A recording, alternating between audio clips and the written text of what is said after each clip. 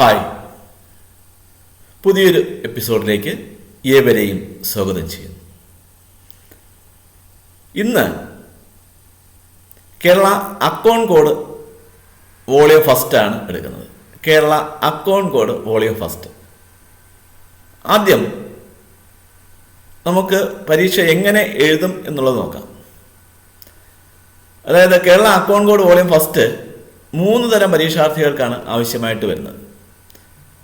Account code volume first 3 തരം പരീക്ഷാർത്ഥികൾക്കാണ് ആവശ്യമായി വരുന്നത്. അതായത് അക്കൗണ്ട് ടെസ്റ്റ് ലോവർ എഴുതുന്നവർക്ക് ഇത് പേപ്പർ 3 വരും. പേപ്പർ 3 അക്കൗണ്ട് ടെസ്റ്റ് ലോവർ എഴുതുന്നവർക്ക് വരും. പേപ്പർ 3 എഴുതാൻ ഉപയോഗിക്കുന്ന പുസ്തകങ്ങൾ എന്ന് പറഞ്ഞാൽ account code volume first, introduction to Indian audit and account.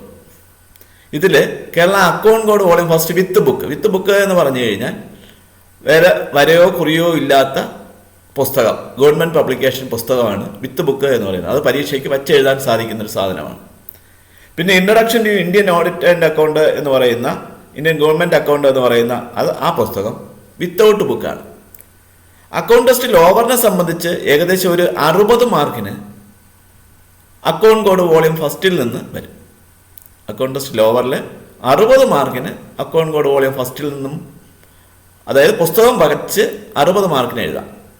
ബാക്കി 40 മാർക്കിനാണ് കാണാതെ പഠിച്ചെഴുതണം എന്ന് പറയുന്നത്. അന്ന് അത് പുസ്തകം കൊണ്ടുപോകാൻ പാടില്ല. അപ്പോൾ ലോവറിൻ്റെ അന്ന് ഒരേ ഒരു പുസ്തകം മാത്രമേ കൊണ്ടുപോകാൻ പാടുള്ളൂ എന്നുള്ളത് ആണ് മനസ്സിലാക്കേണ്ടത്. ഇനി അക്കൗണ്ട് ടെസ്റ്റ് ഹയർ എഴുതുന്നവരെ സംബന്ധിച്ച് പാർട്ട് സെക്കൻഡ് പേപ്പർ ഫസ്റ്റ് ആയിട്ട് വരുന്ന പേപ്പറാണ്. പാർട്ട് സെക്കൻഡിൽ പേപ്പർ ഫസ്റ്റ് ആയിട്ട് വരുന്ന പേപ്പറാണ് അക്കൗണ്ട് ടെസ്റ്റ് ഹയറിൽ എഴുതുന്നവർക്ക്. അവർക്ക് 3 പുസ്തകങ്ങളിൽ നിന്നുള്ള ചോദ്യങ്ങൾ ഉണ്ടാവും. അതായത് അക്കൗണ്ട് കോഡ് വോളിയം ഫസ്റ്റിൽ നിന്നുണ്ടാവും. അത് വിത്ത് ബുക്കാണ്, അതായത് പുസ്തകം വെച്ച് എഴുതാം. Constitution of India bear act എന്ന് പറയുന്നത് ചെറിയ പുസ്തകമാണ്. കോൺസ്റ്റിറ്റ്യൂഷൻ ഓഫ് ഇന്ത്യ എന്ന് പറയുന്ന വലിയ പുസ്തകവും ബെയർ ആക്ട് എന്ന് പറയുന്നത് ചെറിയ പുസ്തകമാണ്. അതും വിത്ത് ബുക്കാണ്. പിന്നെ introduction to Indian government account എന്ന് പറയുന്നത് വിത്തൗട്ട് ബുക്ക്. അപ്പോൾ ഹയറിൻ്റെ അന്ന് 3 പുസ്തകത്തിൽ നിന്ന് ചോദ്യം വരും. അതിൽ 2 പുസ്തകം വച്ചെഴുതാനും ഒരെണ്ണം വിത്തൗട്ട് ബുക്ക് വച്ചെഴുതാൻ പാടില്ല, കാണാതെ പഠിച്ചെഴുതേണ്ടതാണ്. അപ്പോൾ അക്കൗണ്ട് ടെസ്റ്റ് ഹയറിൽ കേരള അക്കൗണ്ട് കോഡ് വോളിയം ഫസ്റ്റിൽ നിന്നിട്ട് ഏകദേശം 50 മാർക്കിനും, introduction to constitution of India എന്ന് പറയുന്ന വിത്ത് ബുക്ക് ബെയർ ആക്ടിൽ നിന്ന് ഒരു 25 മാർക്ക്, 20-25 മാർക്കിനിടയിലും, introduction to Indian government account എന്ന് പറയുന്ന ഇതിൽ നിന്ന് ഒരു 25-30 മാർക്കിനും പരീക്ഷയ്ക്ക് വരാം. ഇനി വേറൊരു പാർട്ടിക്ക് കൂടെ ഈ അക്കൗണ്ട് കോഡ് വോളിയം ഫസ്റ്റിൻ്റെ ആവശ്യം വരുന്നത് എക്സിക്യൂട്ടീവ് ഓഫീസേഴ്സ് ടെസ്റ്റ് എഴുതുന്നവർക്ക് പേപ്പർ ഫസ്റ്റ് ആയിട്ട് വരുന്നുണ്ട്. എക്സിക്യൂട്ടീവ് ഓഫീസേഴ്സിന് പേപ്പർ ഫസ്റ്റ് ആയിട്ട് വരുന്നുണ്ട്. ആ പേപ്പർ ഫസ്റ്റിൽ വരുന്ന പുസ്തകങ്ങൾ എന്ന് പറഞ്ഞു കഴിഞ്ഞാൽ Kerala financial code volume first and second, പിന്നെ Kerala account code volume first, Kerala budget manual. ഇത് 4 പുസ്തകങ്ങളും വിത്ത് ബുക്കാണ്, അതായത് പുസ്തകം വച്ചെഴുതാം. അതിൽ ഞാൻ കേരള ഫിനാൻഷ്യൽ കോഡ് വോളിയം ഫസ്റ്റിനെ കുറിച്ചുള്ള ക്ലാസ്സുകൾ കഴിഞ്ഞു, കേരള ഫിനാൻഷ്യൽ കോഡ് സെക്കൻഡിനെ കുറിച്ചുള്ള ക്ലാസ്സുകൾ കഴിഞ്ഞു. ഇതെല്ലാം വിത്ത് ബുക്കിൽ വരുന്നതാണ്. ഇനി Kerala account code volume first ഉണ്ട്, കേരള ബജറ്റ് മാനുവൽ ഉണ്ട്. പിന്നെ കേരള ബജറ്റ് മാനുവലിൻ്റെ എല്ലാം ഇല്ല, ചാപ്റ്റർ 1 to 4-ഉം 6 and 7-ഉമാണ് വിത്ത് ബുക്കായിട്ട് വരുന്നത്. അതായത് പുസ്തകം വലിയ പുസ്തകമാണെന്നുണ്ടെങ്കിലും 1 to 4 4 ചാപ്റ്റേഴ്സും 6 and 7 മൊത്തം 6 ചാപ്റ്റേഴ്സ് മാത്രമേ കേരള ബജറ്റ് മാനുവലിൽ നിന്ന് നിങ്ങൾക്ക് പ്രതീക്ഷിക്കേണ്ടതുള്ളൂ. പ്രത്യേകം ശ്രദ്ധിക്കുക. അപ്പോൾ കേരള ഫിനാൻഷ്യൽ കോഡിൽ നിന്ന് ഒരു ഏകദേശം 50 മാർക്കിന് വെളിയിൽ 50-60 മാർക്കോളം ഫിനാൻഷ്യൽ കോഡ് വോളിയം ഫസ്റ്റിൽ നിന്നും സെക്കൻഡിൽ നിന്നും നിങ്ങൾക്ക് ലഭിക്കും. അതായത് എൻ്റെ ആദ്യത്തെ എപ്പിസോഡുകൾ കാണുന്നവർക്ക് ഏകദേശം 60 മാർക്ക് അതിൽ നിന്ന് മാത്രം ലഭിക്കും. വിത്ത് ബുക്കാണ്, പുസ്തകം വെച്ച് എഴുതാം. Kerala account code volume first എന്ന് പറയുന്ന ഇപ്പോൾ ഞാൻ പഠിപ്പിക്കാൻ പോകുന്ന സംഭവത്തിലും വിത്ത് ബുക്കാണ്. ഏകദേശം ഒരു 30 മാർക്കിന് പ്രതീക്ഷിക്കാം. പിന്നെ ബജറ്റ് മാനുവലിൽ നിന്ന് ഒരു 20 മാർക്ക്, അത്രയും പ്രതീക്ഷിച്ചാൽ മതി. ബജറ്റ് മാനുവലിൻ്റെ ക്ലാസ് തുടർച്ചയായിട്ടുണ്ടാവും, പേടിക്കണ്ട. അപ്പോൾ എല്ലാവരോടും ഞാൻ പറയുന്ന ഒരു പ്രത്യേക കാര്യം, നിങ്ങൾക്ക് എന്തൊക്കെ അറിയാമെന്ന് പറഞ്ഞാലും അത്രയ്ക്ക് പെർഫെക്റ്റ് ആയിട്ടുള്ള ആൻസറുകൾ മാത്രമേ നിങ്ങൾ ആൻസർ ചെയ്യാവൂ. പുസ്തകം നോക്കി ബോധ്യപ്പെട്ട് ശരിയെന്ന് വരുന്ന കാര്യങ്ങൾ മാത്രമേ ആൻസർ ചെയ്യാവൂ.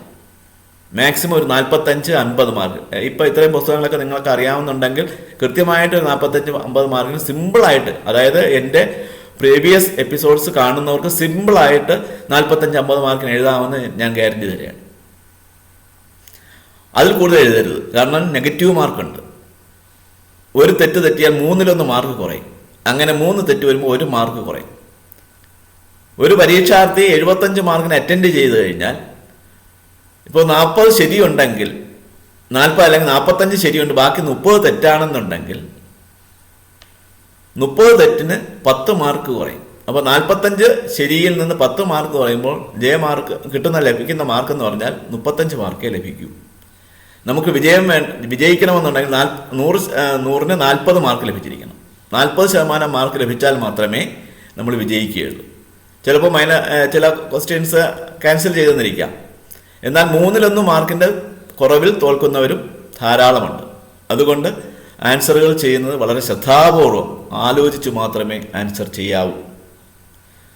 പല എപ്പിസോഡുകളിലായിട്ടായിരിക്കും അക്കൗണ്ട് കോഡിൻ്റെയും വോളിയങ്ങൾ ഞാൻ പറഞ്ഞു തരുന്നത്. വോളിയം ഫസ്റ്റ്, വോളിയം സെക്കൻഡ്, ഇതെല്ലാം പല എപ്പിസോഡുകളിലായിട്ട് ആയിരിക്കുമെന്ന് ക്രമത്തിലായിരിക്കും പറഞ്ഞു തരുന്നത്. ഫിനാൻഷ്യൽ കോഡും ആ രീതിയിൽ തന്നെയാണ് ചെയ്തിട്ടുള്ളത്. ഫിനാൻഷ്യൽ കോഡിൻ്റെ എല്ലാ അധ്യായങ്ങളെക്കുറിച്ചുള്ള ആദ്യം മുതൽ അവസാനം വരെയുള്ള എല്ലാ അധ്യായങ്ങളെക്കുറിച്ചുള്ള എപ്പിസോഡുകൾ ഇറങ്ങിയിട്ടുണ്ട്. ഈ എപ്പിസോഡുകൾ കൃത്യമായി കാണുന്നുള്ളവർ ഈ ചാനൽ സബ്സ്ക്രൈബ് ചെയ്യണം. അതുപോലെ തന്നെ നിങ്ങളുടെ സുഹൃത്തുക്കൾക്ക് ഈ ചാനൽ ഷെയർ ചെയ്ത് കൊടുക്കുകയും വേണം. അവരോടും സബ്സ്ക്രൈബ് ചെയ്യാൻ ആവശ്യപ്പെടണം. ഈ ചാനൽ കാണുമ്പോൾ ശ്രദ്ധിക്കേണ്ട, ഈ എപ്പിസോഡുകൾ കാണുമ്പോൾ ശ്രദ്ധിക്കേണ്ട കാര്യം എന്ന് പറഞ്ഞാൽ, ഫസ്റ്റ് ഒരു ഫിനാൻഷ്യൽ കോഡിൻ്റെ ആയാലും ട്രഷറി കോഡിൻ്റെ ആയാലും, ട്രഷറി കോഡിൻ്റെയും ക്ലാസ്സുകൾ എടുത്തിട്ടുണ്ട്. ഏതിൻ്റെ ആയാലും ആദ്യത്തെ എപ്പിസോഡ് കണ്ടു കഴിഞ്ഞാൽ അത് റിപ്പീറ്റ് ചെയ്ത് 10 പ്രാവശ്യം കാണാൻ പോകരുത്. അങ്ങനെ ആയാൽ നിങ്ങൾക്ക് മനസ്സിൽ ഓർമ്മയിൽ നിൽക്കില്ല. നിങ്ങൾ ഫസ്റ്റ് എപ്പിസോഡ് കാണുന്നു, തൊട്ടടുത്ത് സെക്കൻഡ് എപ്പിസോഡ്, തേർഡ് എപ്പിസോഡ്, ആ ക്രമത്തിൽ തന്നെ പോകണം. പുസ്തകത്തിൽ ആ ക്രമത്തിൽ തന്നെയാണ് നമ്മൾ മാർക്ക് ചെയ്യുന്നത്. മാർക്ക് ചെയ്യുന്നത് മാത്രമല്ല, പരീക്ഷയ്ക്ക് മുമ്പായിട്ട് അത് മായ്ച്ചു കളയുകയും ചെയ്യുന്നുണ്ട്. മാർക്ക് ചെയ്യുന്നതിൻ്റെ ഉദ്ദേശം എന്ന് പറഞ്ഞു കഴിഞ്ഞാൽ, അങ്ങനെ മാർക്ക് ചെയ്താൽ മാത്രമേ നമുക്ക് പരീക്ഷയ്ക്ക് മുമ്പായിട്ട് 1-2 പ്രാവശ്യമെങ്കിലും ആ പുസ്തകം മറിച്ച് നോക്കി എവിടെയാണ് ഈ ആൻസറുകൾ കിടക്കുന്നത് എന്നുള്ള നമ്മുടെ ഓർമ്മയിൽ നിലനിർത്താൻ കഴിയുള്ളൂ. അത് നിങ്ങൾ ഓർക്കണം. അല്ലാതെ കാണാതെ പഠിച്ച് എഴുതിയാൽ ഈ പരീക്ഷയ്ക്ക് വിജയിക്കുക വളരെ പ്രയാസമാണ്. നമ്മൾ ഒരു മത്സര പരീക്ഷ എഴുതുമ്പോഴാണെന്നുണ്ടെങ്കിൽ നമ്മുടെ മനസ്സിൽ കാണാതെ പഠിക്കണം എന്നുള്ള ഒരു ഉത്സാഹം ഉണ്ടായിരിക്കും. പക്ഷേ ഈ പരീക്ഷ എന്ന് പറയുന്ന മത്സര പരീക്ഷയല്ല, നമ്മുടെ ജോലിയിൽ തുടർന്നു പോകുന്നതിന് വേണ്ടി, പ്രൊമോഷന് വേണ്ടിയോ ഇൻക്രിമെന്റിന് വേണ്ടിയോ പ്രൊബേഷൻ ഡിക്ലറേഷന് വേണ്ടിയോ ഒക്കെ എഴുതുന്നതാണ്. അത് വലിയ നിർബന്ധമായി പലരും കണക്കാക്കാറില്ല. മാത്രമല്ല വീട്ടിൽ ഉത്തരവാദിത്തങ്ങൾ കൂടുതലുമായിരിക്കും.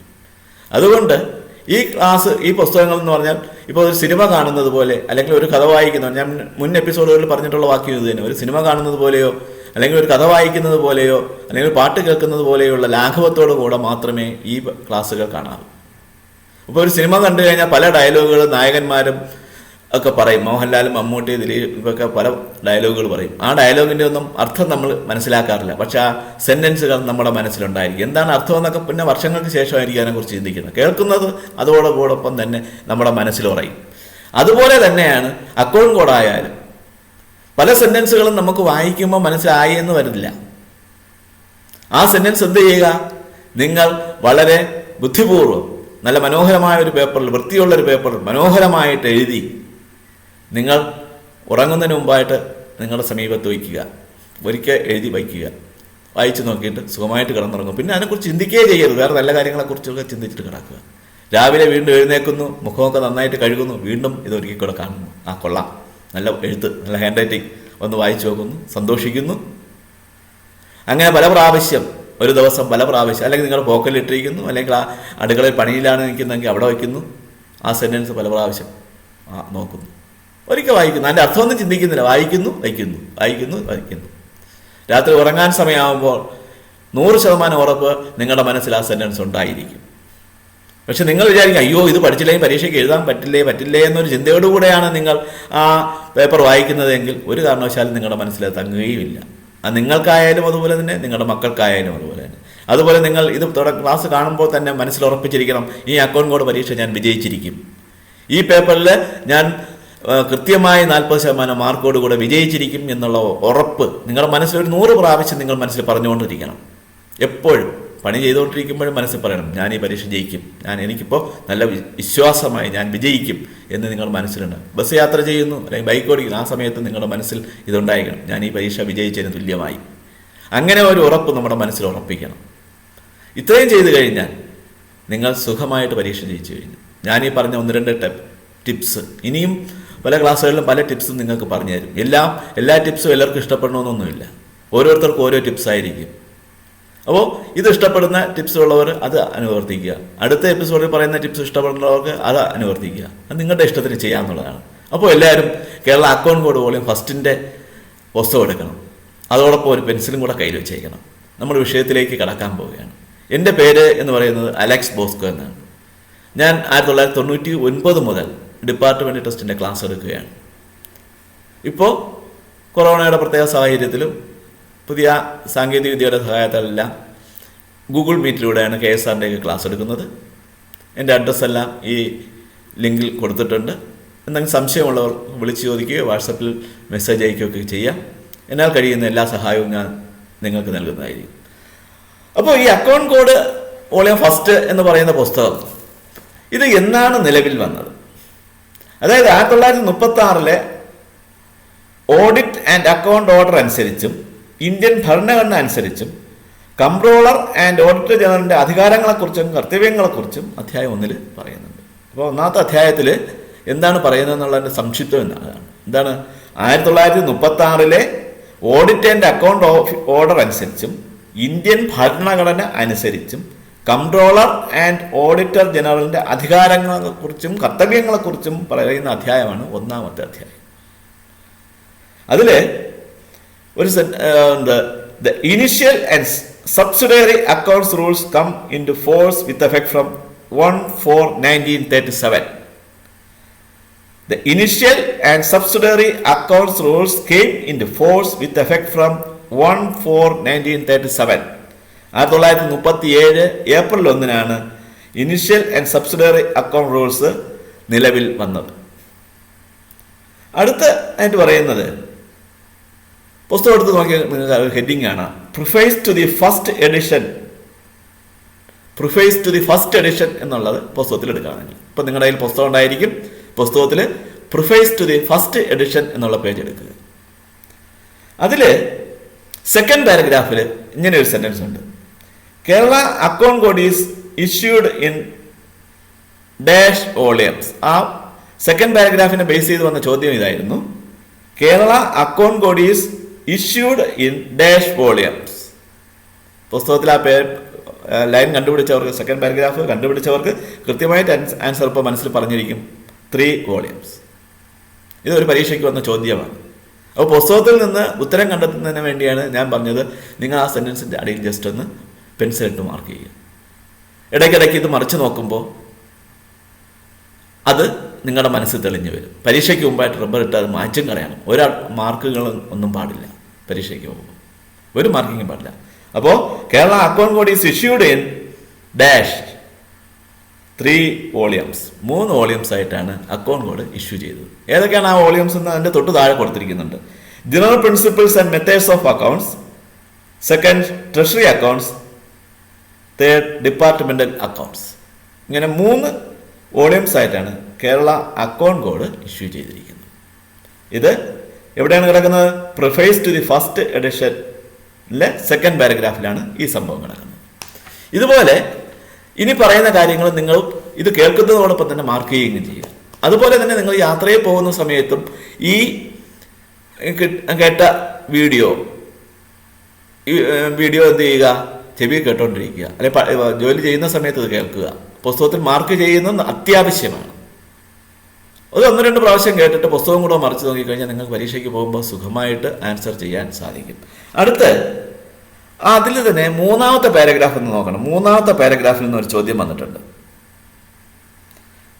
The functions of dash R described in Kerala account code volume first. The functions of comptroller and auditor general R described in the Kerala account code volume first. ആ സെന്റൻസ് നിങ്ങളൊന്ന് മാർക്ക് ചെയ്തേക്കണം. പരീക്ഷയ്ക്ക് വന്ന ചോദ്യമാണ് ഇതെല്ലാം. The functions of comptroller and auditor general R described in Kerala account code volume first. ഇനി അടുത്ത് article 5 എടുക്കണം. Article number 5. ഈ അധ്യായത്തിൽ ആർട്ടിക്കിൾ എന്നാണ് പറയുന്നത്. ഈ പുസ്തകത്തിൽ അക്കൗണ്ട് കോഡ് വോളിയം ഫസ്റ്റിൽ ആർട്ടിക്കിൾസ് എന്നാണ് പറയുന്നത്. 1 to 85 ആർട്ടിക്കിൾസ് ഉണ്ട്. 1 മുതൽ 85 വരെ articles Kerala account board volume ഫസ്റ്റിലുണ്ട്. അപ്പൻഡിക്സ് എന്ന് പറയുന്ന 1 മുതൽ 6 വരെയാണുള്ളത്. ഇനി 5ാമത്തെ അധ്യായത്തിലേക്കാണ് നമ്മൾ പോകുന്നത്. 5ാമത്തെ അധ്യായമല്ല, 5ാമത്തെ ആർട്ടിക്കിളിലേക്കാണ് നമ്മൾ പോകുന്നത്. അതിലെ ആർട്ടിക്കിൾ 5 വന്ന ഒരു ചോദ്യമാണ് ഇതാണ്. For transaction to the governor finance accounts are prepared by dash. For transaction to the governor finance accounts are prepared by the accountant general of the state submitted to the comptroller and auditor general of India. Article 5 ആദ്യത്തെ 3 വരികളിലാണ് ഈ sentence കിടക്കുന്നത്. ആ sentence നിങ്ങളൊന്ന് mark ചെയ്യുക. എന്താണ്?